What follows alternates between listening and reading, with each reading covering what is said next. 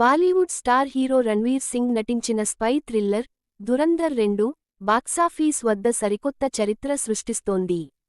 ఆదిత్య ధర్ దర్శకత్వంలో తెరకెక్కిన ఈ చిత్రం విడుదలైన మొదటి రోజే భారత సినీ పరిశ్రమలో ఎన్నో రికార్డులను తిరగరాసింది. ట్రేడ్ వర్గాల అంచనాలను మించి ఈ సినిమా నిన్న ఒక్కరోజే దేశవ్యాప్తంగా సుమారు 146 కోట్ల రూపాయలు నెట్ కలెక్షన్లు సాధించి సంచలనం సృష్టించింది.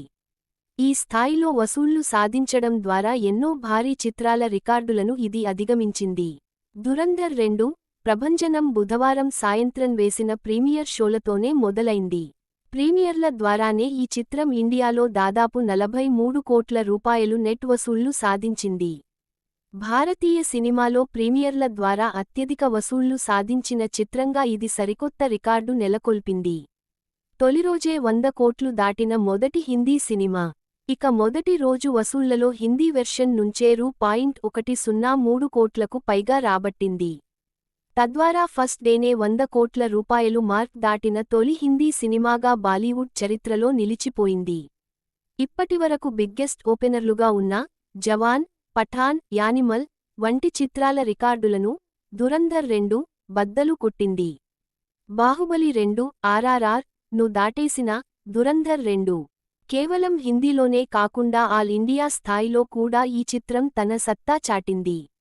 మొదటి రోజు వసూళ్లలో బాహుబలి 2 RRR వంటి పాన్ ఇండియా బ్లాక్బస్టర్ల రికార్డులను కూడా దురంధర్ 2 అధిగమించడం విశేషం.